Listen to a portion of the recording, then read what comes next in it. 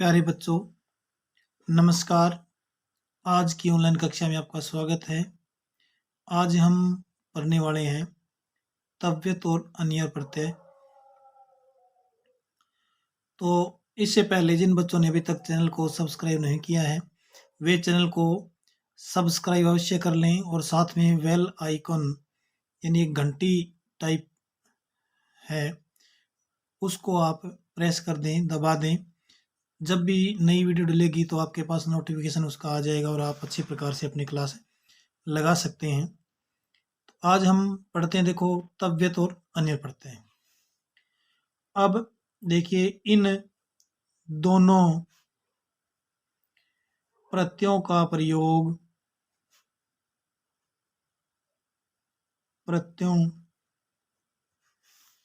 का प्रयोग चाहिए अर्थ में होता है। चाहिए अर्थ में होता है। जैसे हमें पढ़ना चाहिए, तो वहाँ हम किस प्रत्यय का प्रयोग लगाएंगे? तव्यत और या अनियर का। और तव्यत प्रत्यय का तव्य शेष रहता है और अनियर का अनिय, यानी तव्यत का तव्य जुड़ेगा और अनियर का अनिय। साथ में एक बात और, इन दोनों प्रत्ययों से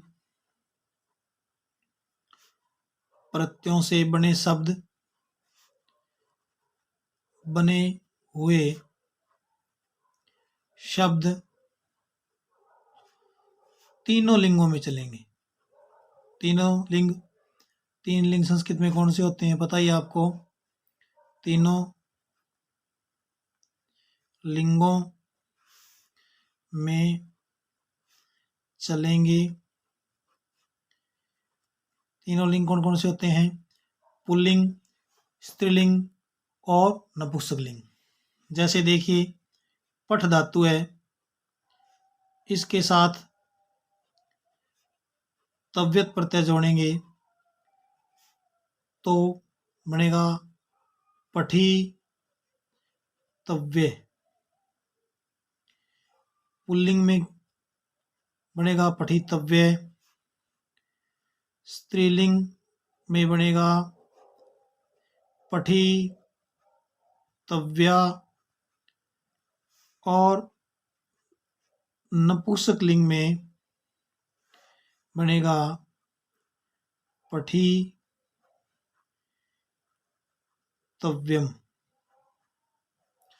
पठितव्यम। इसी प्रकार से आगे हम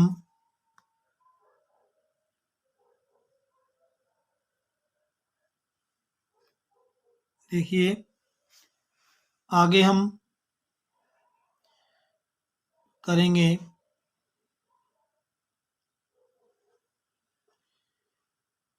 गम धातु प्लस तव्यत प्रत्यय, क्या बनेगा? गंतव्य, जाना चाहिए। पठितव्य, पढ़ना चाहिए। इस प्रकार चाहिए अर्थ में प्रयोग होता है। और स्त्रीलिंग में गंतव्या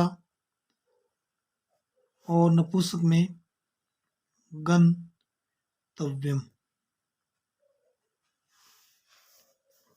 इसी प्रकार से इनके रूप चलते हैं आगे। और देखिए, बाकी आपकी इस सहायक बुक है, उसमें से आप जितने उदाहरण ज़्यादा देखेंगे आपकी समझ में उतना ही आ जाएगा। देखिए, और जैसे चल धातु से तव्यत प्रत्यय जोड़ेंगे तो बनेगा चली तव्य। स्त्रीलिंग में चलितव्या और चलितव्यम। चलितय आएगा, तव्यम, चलितव्यम, इस प्रकार से। इसी प्रकार से अन्य प्रत्यय को देखिए आप। अन्य का क्या शेष रहता है? अन्य, जैसे हस धातु से अन्य प्रत्यय जोड़ेंगे तो बनेगा हसनीय। और ये तो हो गया पुल्लिंग में। स्त्रीलिंग में आएगा हसनिया और नपुंसक में हसनीयम।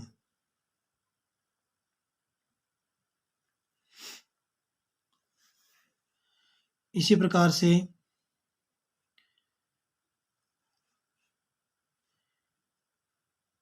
धाव धातु से अनियर जोड़ेंगे तो बनेगा धावनीय, धावनीयम, धावनिया और धावनियम,